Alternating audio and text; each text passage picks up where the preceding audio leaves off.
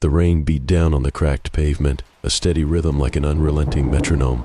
The city was alive, but not in the way most people would think. It throbbed with a kind of malevolent energy, pulsing in dark alleyways and forgotten streets, a filthy underbelly that only certain people knew existed. Ryan was one of them. He ran through it now, his breath sharp and desperate, legs burning from exertion.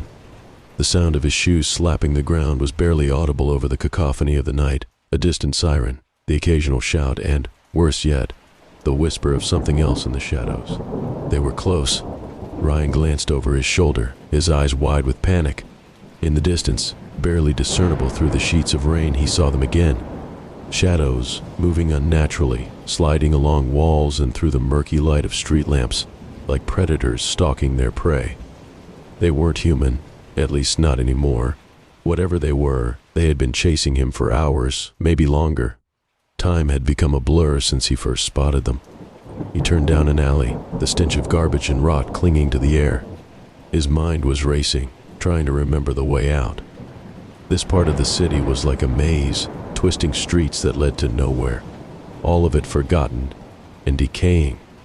It was the perfect place for someone to get lost, or to be caught. Ryan knew he couldn't stop. Every time he thought he'd lost them, they'd appear again, closer than before, as if they were toying with him.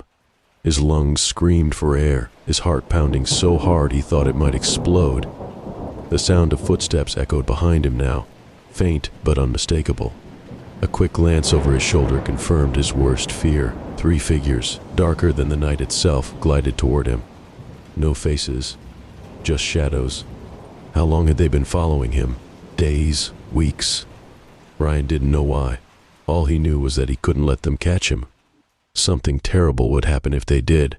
It was a primal fear, the kind that claws at your insides and screams for you to run, even when you know you can't keep going. The alley was a dead end. Ryan skidded to a stop, nearly losing his balance. A chain-link fence, rusted and covered in barbed wire, blocked his path. Desperation surged through him. He scrambled up the fence, the sharp metal tearing at his clothes and skin, but he didn't care. The figures were getting closer, their silent movements unnerving, their presence cold and suffocating. He threw himself over the top, crashing to the ground on the other side, and landed hard. Pain shot through his body, but he didn't stop. He couldn't. He staggered to his feet and took off again, running down another street. The rain was relentless, pouring down in sheets and blurring his vision. The city seemed to twist and contort around him, each turn leading him deeper into its labyrinth of despair. He thought he saw a break ahead, a way out. The buildings were thinning. The edges of the city were near, and beyond that, the woods. If he could just make it there, maybe he could lose them. But the shadows were always there, just behind him, just out of sight. Ryan burst through the last line of decrepit buildings, his feet hitting dirt as he sprinted toward the woods. The trees loomed ahead, dark and foreboding, their branches like twisted fingers reaching out to him. He didn't care. He just needed to hide, to escape. The woods swallowed him whole. The sound of the city faded behind him, replaced by the eerie quiet of the forest. The only sound was the pounding of his feet on the wet earth and his own labored breathing. But he knew they were still coming. He could feel them, like a weight pressing down on him.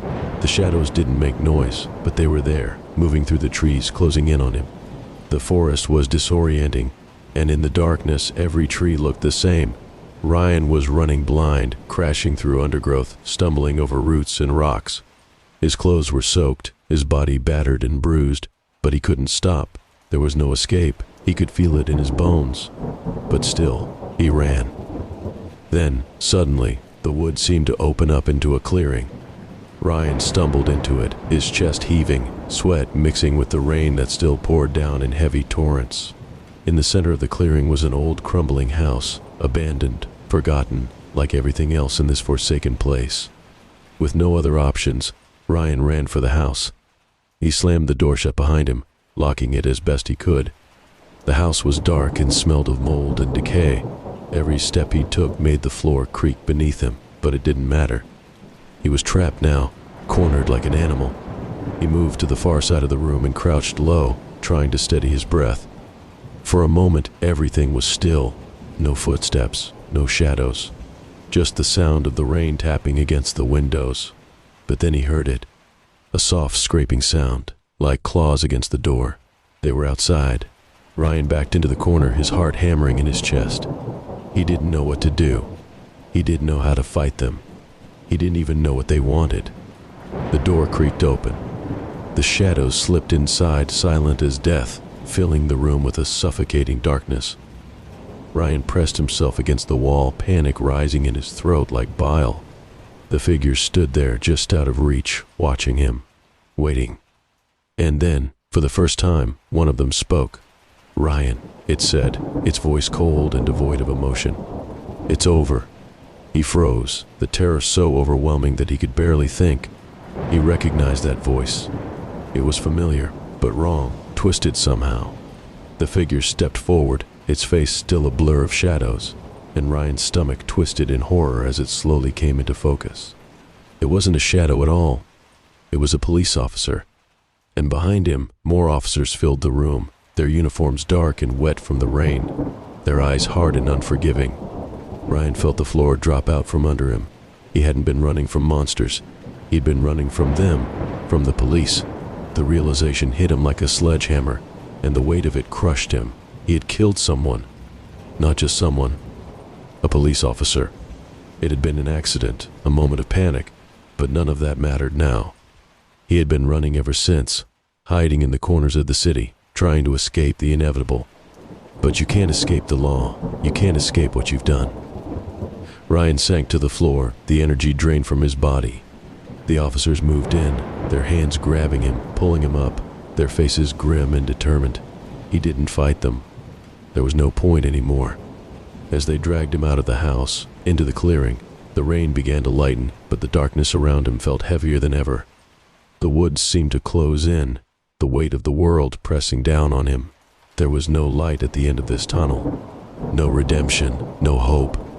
Ryan's eyes drifted up toward the sky, where the clouds parted just enough to reveal a sliver of moonlight. It wasn't enough. As the officers pushed him into the back of the squad car, the realization settled in, cold and final. There was no escape from the shadows. They were inside him now, wrapped around his soul like a noose. And as the car pulled away, leaving the woods behind, Ryan knew he would never be free again. The darkness won.